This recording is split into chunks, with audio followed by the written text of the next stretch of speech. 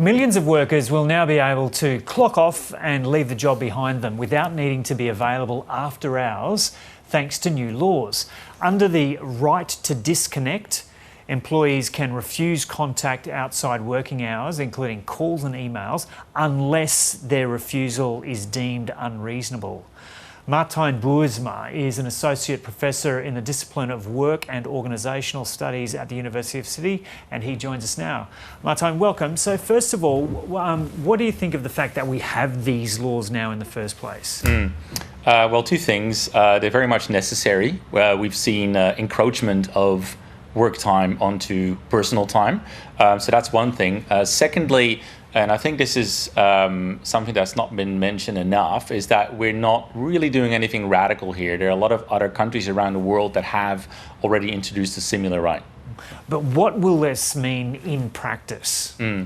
So in practice, it means that employees can refuse contact outside of work hours. So they can refuse to respond to emails, refuse to pick up the phone, if that is reasonable to do so. So the onus lies with the employee to determine whether the contact is unreasonable. The employer can still contact the employee if needed. But in practice, it means that there are, well, it's often been referred to as guardrails. There are, I suppose, there's a practical rule in place now, which means that employees can decide that they do not want to engage with their employer outside of office hours. But won't this still lead to a situation where employees feel like they need to allow this access if they're going to get ahead? And so realistically, will it change much? That's a good question. So as part of the changes, the right to disconnect has also been included in general protections. So employers can't take adverse action against an employee who seeks to use this right.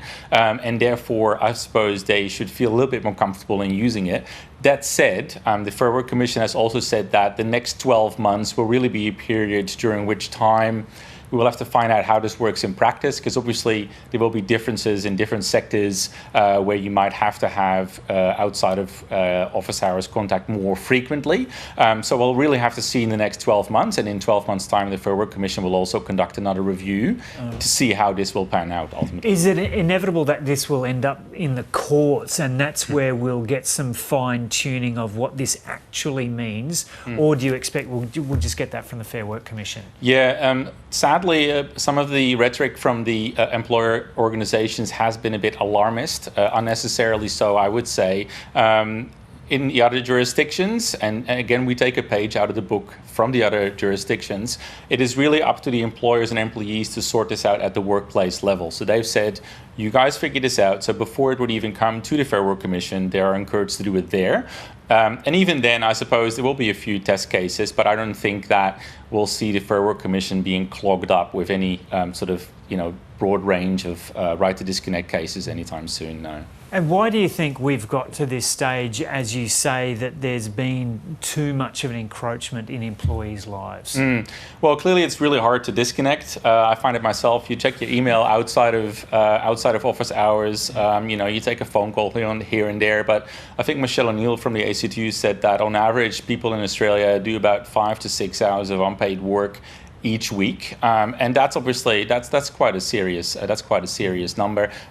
The idea previously was that employees and employers can sort this out at the workplace level. They still will, but the assumption there is that an employer or an employee will always feel comfortable raising it, and that might not necessarily be the case. As you mentioned, they might fear that they will not get ahead as much as they would if they do take the connect. So now this law, I suppose, gives them a bit of confidence that they can raise it without adverse action. And so for people who might be watching now, what are your tips for them in terms of bringing this up with their bosses, or for bosses who might want to raise it with their employees? Well, it's very simple, and again, taking the page from the other jurisdictions, try and figure that out by having open and constructive discussion about what it entails.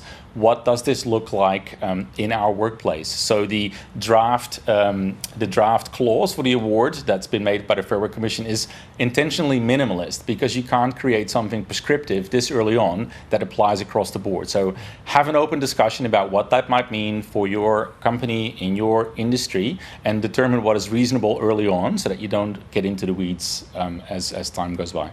And what do you think of these laws as compared to what you've seen instituted overseas? Yeah, there's different ways to go about it, but I think having done a study on this myself recently, one of the key takeaways was that in the many jurisdictions that have enforced this, have introduced this, only about half of the people in workplaces were aware that this right existed, and only about half of them were aware of any, I suppose, ways in which that was actually put into practice or was enforced in their workplace. So I suppose the key takeaway is, again, to try and, I suppose, be very open and clear about that the right exists and how it might actually work in practice, because otherwise, it's not a set and forget type thing.